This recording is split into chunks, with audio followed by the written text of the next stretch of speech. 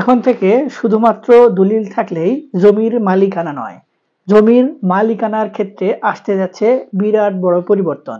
তো চলুন ভিউয়ার্স, আজকে আমরা এই বিষয়টি নিয়ে একটু আলোচনা করি। তবে ভিডিওটি শুরু করার আগে আপনি যদি আমার এই চ্যানেলে আজকেই প্রথম হন এবং আমার এই ভিডিওটি দেখে ভালো লেগে থাকে, আরও কোনো ভিডিও দেখার আগ্রহ জন্মায়, তাহলে আমাদের চ্যানেলটি সাবস্ক্রাইব করে রাখতে পারেন।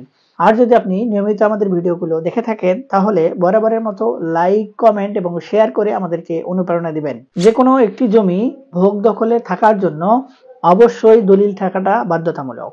তবে যদি কোনো ব্যক্তির কাছে শুধুমাত্র দলিল বলে কোনো সম্পত্তির মালিকানা থাকে, অর্থাৎ একজন ব্যক্তির কাছে শুধুমাত্র একটি দলিল রয়েছে এবং সেই দলিলের বলে একজন ব্যক্তি একটি সম্পত্তি ভোগ দখল করে আসছেন, তাহলে ওই ব্যক্তির আরো কিছু আনুষঙ্গিক প্রমাণ সংগ্রহে রাখতে হবে।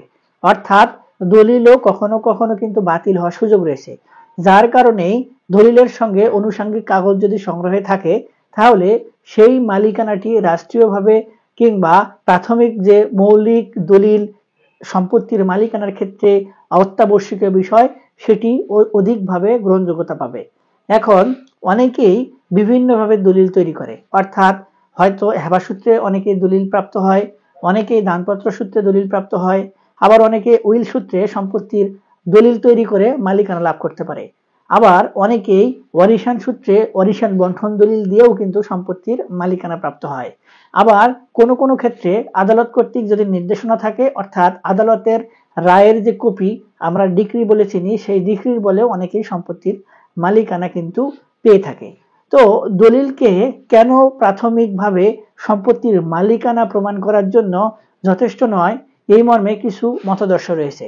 অর্থাৎ যদি একজন ব্যক্তি একটি ক্রয়সূত্রে দলিল বলে সম্পত্তির মালিক হয়, তাহলে যে ব্যক্তির কাছ থেকে তিনি সম্পত্তিটি ক্রয় করেছেন, সেই ব্যক্তি ওই সম্পত্তিটির মালিকানা হস্তান্তর করার যোগ্য কিনা, এটি কিন্তু একটি বড় ধরনের প্রশ্ন থেকে যায়। এবং যার কারণেই যে ব্যক্তি ক্রয়সূত্রে সম্পত্তির দলিল বলে মালিকানা লাভ করলেন, ওই ব্যক্তি কিন্তু পরবর্তীতে ওই সম্পত্তির মালিকানা হারানোরও সুযোগ রয়েছে। অর্থাৎ ওয়ারিশান সম্পত্তির ক্ষেত্রে নিজেদের ওয়ারিশদের মধ্যে যদি ওয়ারিশান বন্টন দলিল না হয়, তাহলে যে ব্যক্তি সম্পত্তিটি হস্তান্তর করে দিলেন এবং ওই ব্যক্তি যদি মনে করেন যে আমি পিতার সম্পত্তি ভোগ দখল সূত্রে মালিক এবং আমার ওই সম্পত্তিটি আমি যাকে খুশি তাকে বিক্রি করে দেব, এবং যে ব্যক্তি সম্পত্তিটি ক্রয় করলেন সেই ব্যক্তি ওই ব্যক্তির কাছ থেকে একটি দলিল তো তৈরি করে নিলেন, কিন্তু ওই ব্যক্তির কিন্তু তখন পর্যন্ত সম্পত্তি বিক্রি করার এখতিয়ার হয়ে ওঠে নাই। অর্থাৎ ওই সম্পত্তি যদি ওই ব্যক্তির অন্য কোনো ওয়ারিশ এসে মালিকানা দাবি করে, তাহলে কিন্তু আপনি যে সম্পত্তিটি ক্রয়সূত্রে মালিকানা দাবি করলেন কিংবা মালিকানা গ্রহণ করলেন, আপনার দলিলটি কিন্তু বাতিল হওয়ার সুযোগ রয়েছে এবং ওই সকল ব্যক্তির যে ওয়ারিশরা রয়েছে, সেই ওয়ারিশদেরকে কিন্তু তাদের সম্পত্তির অংশ আপনাকে ছেড়ে দিতে হবে। এক্ষেত্রে আপনার দলিল তেমন গুরুত্বপূর্ণ ভূমিকা পালন করবে না। আবার অনেকেই অনেক দুস্থ অবহেলিত ব্যক্তির সম্পত্তি বিভিন্ন কায়দা কানুন অবলম্বন করে ঠিকঠাক আইনগত পন্থা না মেনে সম্পত্তি হস্তান্তর করে নেয় এবং পরবর্তীতে ওই সম্পত্তিগুলো নিজে মালিকানা প্রতিষ্ঠিত করে অন্য একজন ব্যক্তির কাছে সম্পত্তিগুলো বিক্রয় সূত্রে হস্তান্তর করে দেয়। এক্ষেত্রেও ওই সকল ব্যক্তি যে আপনাকে সম্পত্তি হস্তান্তর করে দিল, তার আইনগতভাবে সম্পত্তির মালিকানা প্রতিষ্ঠিত না হওয়ার কারণে কিন্তু আপনার যে দলিল, সেই দলিল বলে আপনি সম্পত্তির মালিকানা ঠিকঠাকভাবে প্রতিষ্ঠিত করতে পারলেন না। এই সকল বিষয় নিয়ে কিন্তু আদালতে অনেক মামলা মোকদ্দমা তৈরি হয়। যে সকল ব্যক্তি সম্পত্তি ভোগ দখল করে পরবর্তীতে বিক্রি করে দিলেন, ওই ব্যক্তি কিন্তু পরবর্তীতে হাত উপরে উঠাই নেন যে আমি সম্পত্তিটি যেহেতু বিক্রি করে দিয়েছি, সেই ক্ষেত্রে এই সম্পত্তির যত ঝামেলা এখন আপনি সামলান। এই যে ব্যাপার, এই ব্যাপারগুলো রয়েছে। তারপরে অনেক ব্যক্তি করে কি, সম্পত্তি একজন ব্যক্তির কাছ থেকে বন্ধকি সম্পত্তি নিয়েছেন কিংবা লিজ সূত্রে নিয়েছেন, পরবর্তীতে ওই সকল সম্পত্তি কোনোভাবে আর আসল মালিককে ফেরত দেয় না, যার কারণে ওই সকল ব্যক্তি পরবর্তীতে মালিকানা প্রতিষ্ঠিত করে এবং পরবর্তীতে দেখা যায় আরেকজন ব্যক্তির কাছে বিক্রয় করে দেয়। এই ঘটনাগুলোও কিন্তু অ্যাভেলেবল আমাদের চারপাশে দেখা যায়। তবে সব থেকে বেশি যে সমস্যাটি হয় সেটি হলো ওয়ারিশান সম্পত্তি যদি কোনো ব্যক্তি ক্রয় করে, তাহলে ওই সকল ব্যক্তির যে সম্পত্তির মালিকানা, ওই মালিকানা কিন্তু প্রতিষ্ঠিত করার প্রথম মাধ্যম হচ্ছে বন্টন দলিল।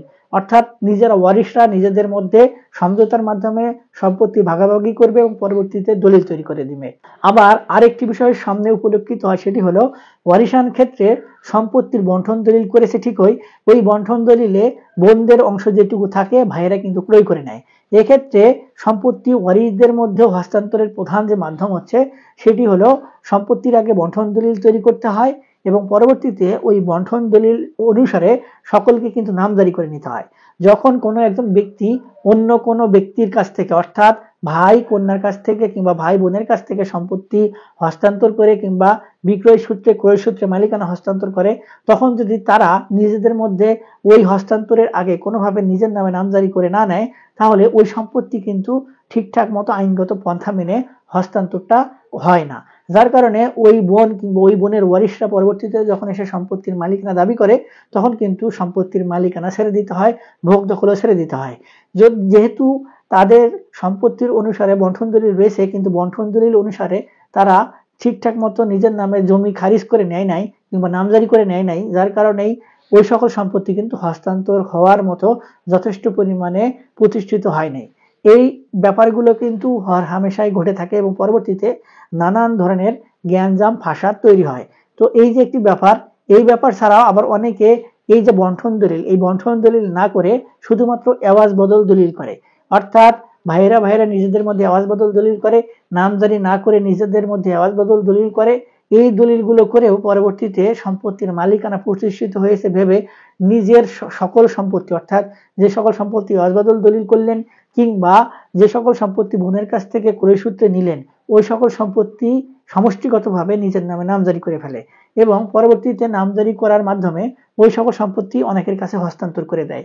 এর মাধ্যমেও কিন্তু এই হস্তান্তরযোগ্য দলিলগুলো বাতিল হয়ে যায় এবং পরবর্তীতে সম্পত্তিগুলো পুনরায় আসল মালিকের কাছে ফেরত যায়। এই যে ব্যাপার, এই ব্যাপারগুলোর কারণেই কিন্তু বলা হচ্ছে যে কখনো কোনো সম্পত্তির অনুকূলে শুধুমাত্র দলিল থাকলেই সেই দলিল বলে কিন্তু সম্পত্তির অরিজিনাল মালিকত্ব প্রতিষ্ঠিত হয় না। সেগুলোর ভিত্তি ঠিক থাকতে হবে এবং সম্পত্তি যার কাছ থেকে প্রাপ্ত হয়েছেন কিংবা যে সম্পত্তির দাতা তারও কিন্তু মালিকানাটা স্পষ্টভাবে প্রতিষ্ঠিত হতে হবে। না হলেই কখনোই সম্পত্তি পরবর্তীতে ক্রয় সূত্রে কেউ দলিল তৈরি করে নিলে, হেবা দলিল তৈরি করে নিলে বা যে কোনো একটি মাধ্যমে দলিল বলে সম্পত্তি ভোগ দখল করতে পারবে তো ঠিকই, কিন্তু শুধুমাত্র ওই দলিল বলে সম্পত্তির মালিকানা ঠিকঠাক মতো প্রতিষ্ঠিত হয় না। এবং এই দলিলগুলো শুধুমাত্র যদি আপনারা ঠিকঠাক মতো ব্যক্তির কাছ থেকে অর্থাৎ অরিজিনাল মালিক কোনো আইনগত সমস্যা নেই ওই সকল ব্যক্তির কাছ থেকেও ক্রয় সূত্রে হস্তান্তর করে নেন, তারপরেও শুধুমাত্র দলিল বলে আপনারা সম্পত্তি ভোগ দখল করতে পারবেন না। এক্ষেত্রে আপনাকে ঠিকঠাক মতো রাষ্ট্রীয় মতে সম্পত্তির মালিকানা প্রতিষ্ঠিত করার জন্য ওই দলিল বলে পরবর্তীতে নিজের নামে জমি খারিজ অথবা নামজারি করে নিতে হবে এবং ওই নামজারি ঠিকঠাক মতো হয়েছে কিনা এই বিষয়টিও লক্ষ্য রাখতে হবে। আবার দলিলে ঠিকঠাক মতো তো সবকিছু বিন্যস্তভাবে লেখা হয়েছিল কিনা, কোনো ভুল ভ্রান্তি হয়েছিল কিনা এই বিষয়গুলোও কিন্তু ভালোভাবে লক্ষ্য করতে হবে। তারপরে আপনি যখন জমি দলিল বলে খারিজ করে নিলেন, সেই খারিজের বলে আপনার পরবর্তীতে জমির হোল্ডিং নম্বর খুলতে হবে আপনার নামে, তারপরে আপনি সম্পত্তির অনুকূলে কিন্তু ঠিকঠাক মতো খাজনা প্রদান করতে হবে। এই যে এই সকল পদ্ধতি কিংবা এই সকল নিয়ম কানুন মেনে যদি আপনি সম্পত্তির মালিকানা প্রতিষ্ঠিত করতে পারেন, তাহলেই কিন্তু আপনি ওই দলিল এবং আনুষঙ্গিক যে সকল ডকুমেন্টের কথা বললাম এই ডকুমেন্টগুলোর মতে আপনি কিন্তু সম্পত্তির রাষ্ট্রীয়ভাবে আইনগতভাবে মালিকানা প্রতিষ্ঠিত করতে পারবেন।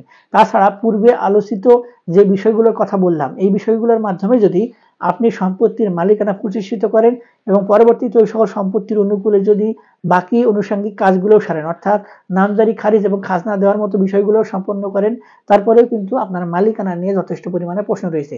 যদিও বা আইনগতভাবে এগুলোকে সমাধান করা অত্যন্ত কঠিন, তারপরেও এখন এসে কিন্তু এই বিষয়গুলোর সামনে উঠে আসছে এবং নতুন পন্থায় কিন্তু আদালতে মোকদ্দমা দায়ের করা হচ্ছে। তাই সকল ভূমি মালিককে সাবধান থাকতে হবে এবং সকল বিষয় মেনে তারপরে সম্পত্তির মালিকানা প্রতিষ্ঠিত করতে হবে। আশা করি আপনারা বিষয়টি বুঝতে পেরেছেন। তারপরেও যদি আপনাদের এই বিষয় নিয়ে কোনো ধরনের সন্দেহ থাকে একজন ভালো আইনজীবীর পরামর্শ গ্রহণ করবেন। আশা করি আর কোনো ধরনের সমস্যা সামনে আসবে না। আজকে পর্যন্তই, দেখা হবে সামনে নতুন কোনো ভিডিওতে। ততদিন পর্যন্ত ভালো থাকবেন। ধন্যবাদ।